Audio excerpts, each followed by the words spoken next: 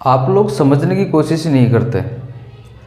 गुरु होता है उसको आपको समझना चाहिए। आप लोगों को क्या है कि जो भी आप गुरु बनाओ लाइफ में, तो उस गुरु को आपको सुनना चाहिए। रीज़न ये होता है कि आपकी उम्र निकल जाती है, तब आपको महसूस होता है कि यार कि मुझे हकीकत में ही किसी गुरु की ज़रूरत है। अभी आपकी सबकी उम्र है 20-25। अब 20-25 साल की उम्र में आपको क्या लगता है कि अरे मैं तो सब कुछ जानता हूँ, मतलब मैं तो सब कुछ जानता हूँ, मुझे क्या ही ज्ञान की ज़रूरत है। एक जो ज्ञान दे रहा है ना, ये जो खड़ा खड़ा ये तो ऑलरेडी मेरे पास है, मुझे ही पता है, मैं इसको बता दूँ।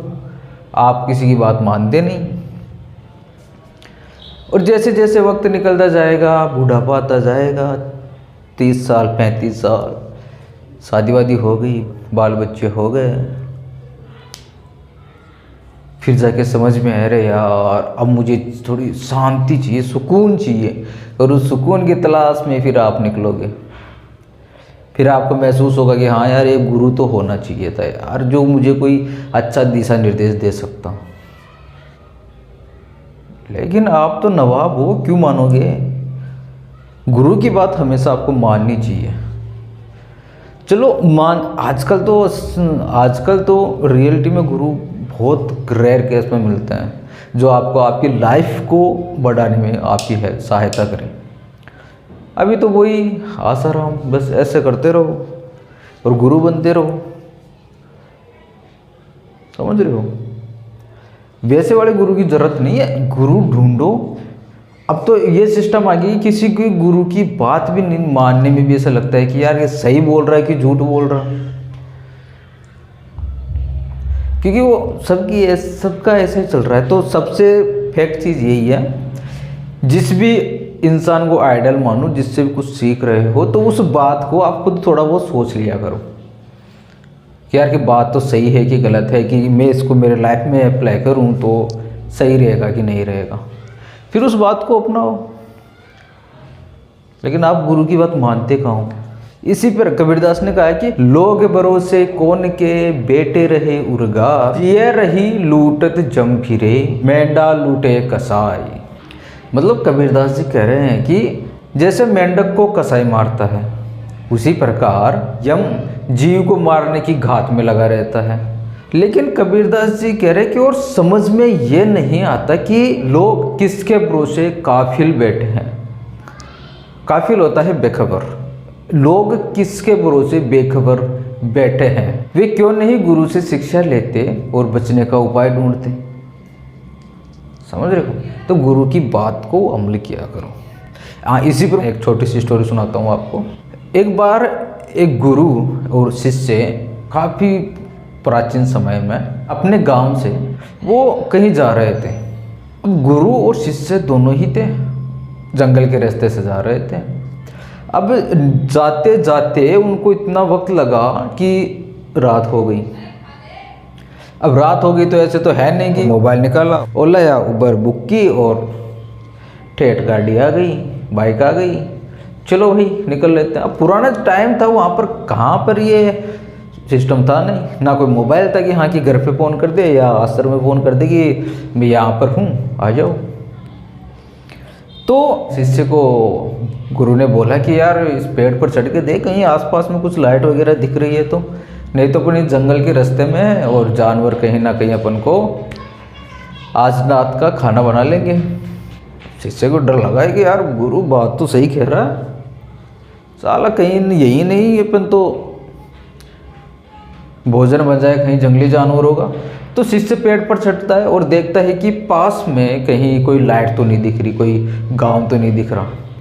तो गांव दिखता है, वो शिष्य नीचे उतरता है, गुरु से कहता है कि गुरु जी इस साइड में मुझे लाइट दिख रही है, तो इसका मतलब कुछ गांव कोई रह रहा होगा, तो वहाँ चलते हैं। निकल जाते हैं और पास में ही उनको एक गांव मिल जाता है। तो गांव में जैसे ही वो एंटर करते हैं तो उनको पहला ही मकान दिखता है, एक झोपड़ी, बस एक झोपड़ी थी, उसमें एक गरीब परिवार था। गुरु ने शिष्य से कहा कि यार इनसे ही पूछ लो, अपन तो यहीं सो लेंगे, अपन को कौन सा महल चाहिए। तो शिष्य पूछता है जाकर कि महाराज हम इधर से जा रहे थे, रात हो गई, क्या हमें आपके यहाँ पर रात भर ठहरने की व्यवस्था अगर आप कर दो तो रुक जाए। अब वो भला मानुस था गरीब लेकिन मानुस अच्छा था, तो उन्होंने बोला कि ठीक महाशय आइए। गुरु और शिष्य दोनों उस आश्रम में रुक जाते हैं। अब ऐसे बैठे थे तो बातचीत तो करनी थी। गुरु ने पूछा उससे, उस आदमी से जिसकी गुटिया पर रुके थे कि भाई क्या करते हो, तुम्हारा खर्चा पानी कैसे चलता है। तो वो आदमी कहता है कि ज़मीन तो है लेकिन गांव वाले से कहते हैं कि यार इसमें कुछ भी उगाएगा तो वो उगने से रहा, मतलब ये बंजर भूमि है, किसी काम की है नहीं, तो इस पर टाइम वेस्ट क्यों करता है तू।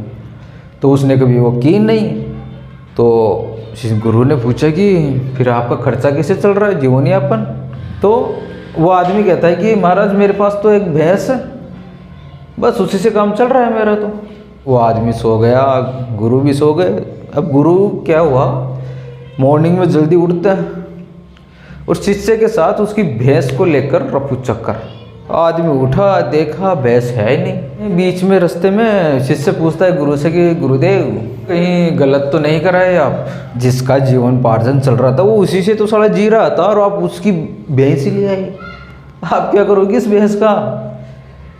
तो गुरु ने कुछ नहीं कहा, गुरु मुस्कुराए और चलते रहे। अब क्या हुआ, कुछ टाइम बाद 10-15 साल बाद वो शिष्य था वो गुरु बन गया। तो वो उसी रास्ते से एक बार जा रहा था तो उसने याद आया कि यार कि मेरे गुरु ने एक बार किसी इंसान के साथ अच्छा सलूक नहीं किया था, तो एक काम करता हूँ यार मैं उसको जाकर कम से कम माफ़ी तो मांग लूँ। अब वो जाता है माफ़ी मांगने के लिए। जैसे ही वो झोपड़ी की तरफ जाता है तो वहाँ देखता है कि वहाँ बड़ा सा मकान बन गया।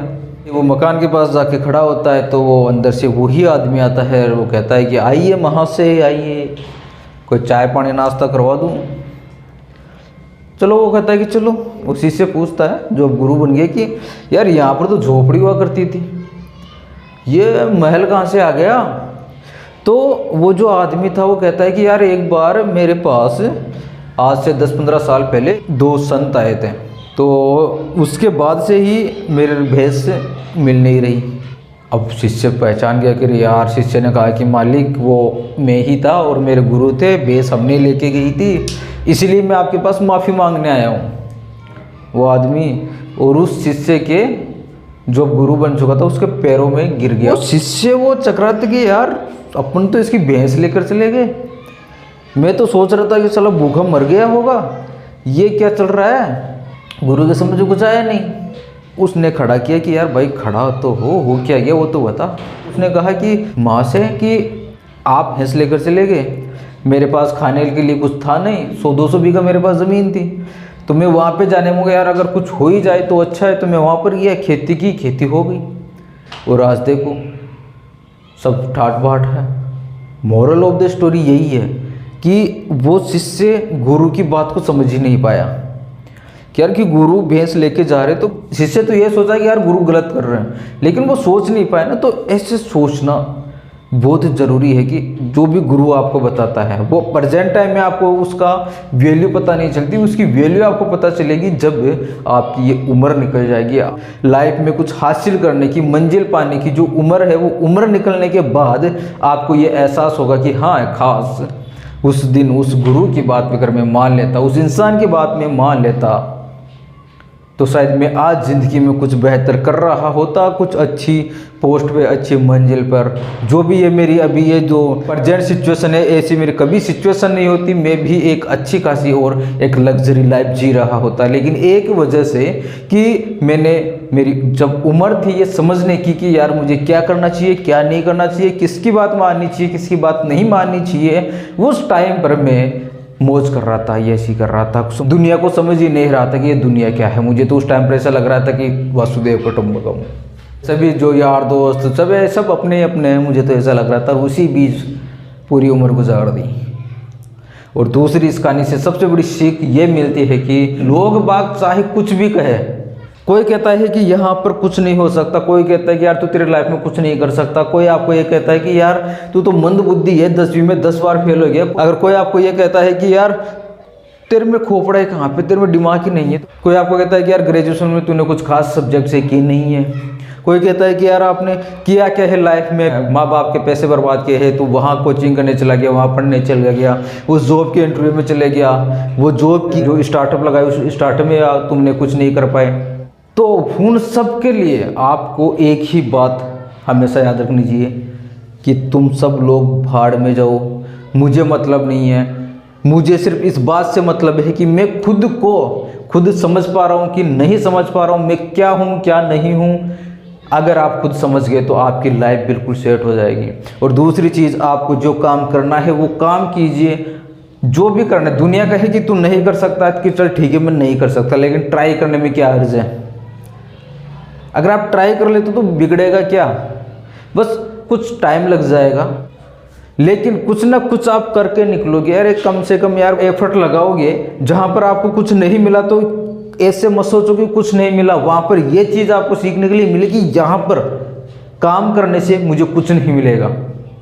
मतलब ज़िंदगी में दोबारा मुझे ये काम नहीं करना जिसकी वजह से मुझे कुछ हासिल नहीं हुआ। ये सबसे बड़ी सीख है।